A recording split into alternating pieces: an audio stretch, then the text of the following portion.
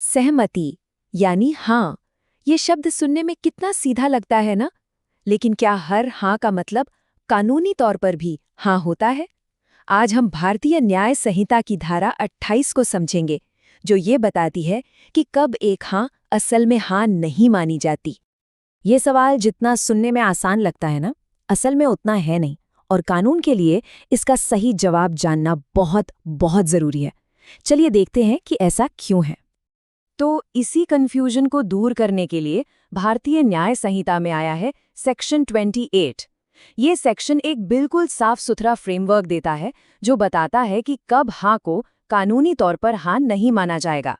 आइए इसके 3 सबसे जरूरी हिस्सों को एक-एक करके समझते हैं।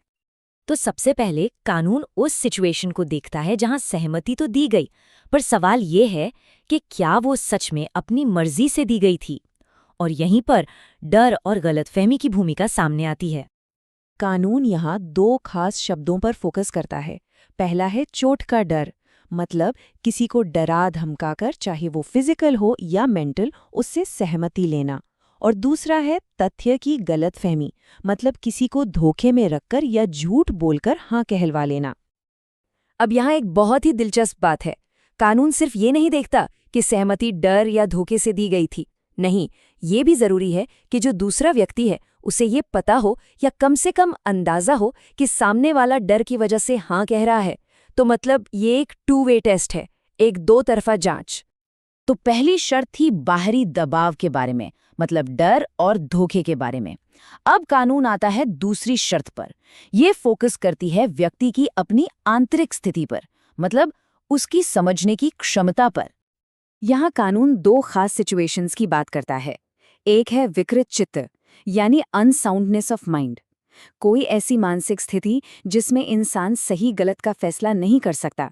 और दूसरा है नशा, यानी इंटॉक्सिकेशन, जब कोई शराब या किसी और पदार्थ के इतने असर में हो कि वो होश में ना हो। इन दोनों ही मामलों में ये माना जा सकता है कि व्यक्ति सही तरीके से सहमति देने में असमर्थ है।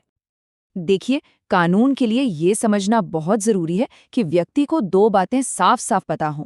पहली, कि क्या हो रहा है, इसे कहते हैं कार्य की प्रकृति, और दूसरी, इसका अंजाम क्या होगा, यानी उसका परिणाम।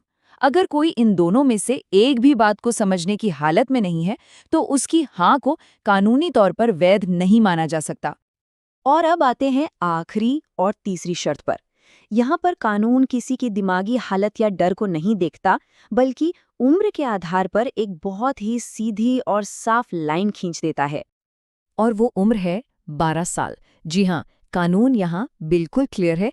वो कहता है कि 12 साल से कम उम्र के बच्चे द्वारा दी गई कोई भी सहमति कानूनी रूप से मान्य नहीं होती। ये जो आप स्क्रीन पर देख रहे हैं, ये कानून का ओरिजिनल टेक्स्ट है।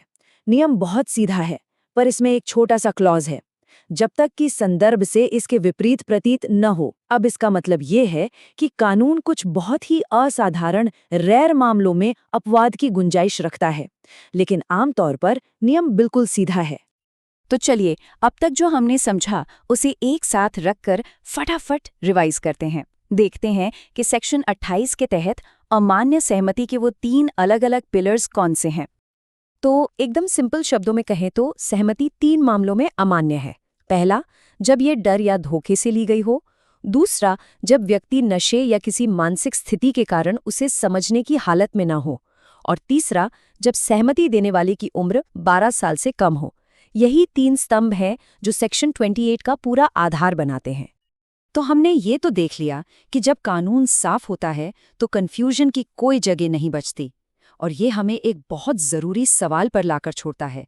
जब सहमति की परिभाषा इतनी साफ और स्पष्ट हो, तो ये समाज में हर व्यक्ति के अधिकारों और उनकी सुरक्षा को कैसे और मजबूत करती है।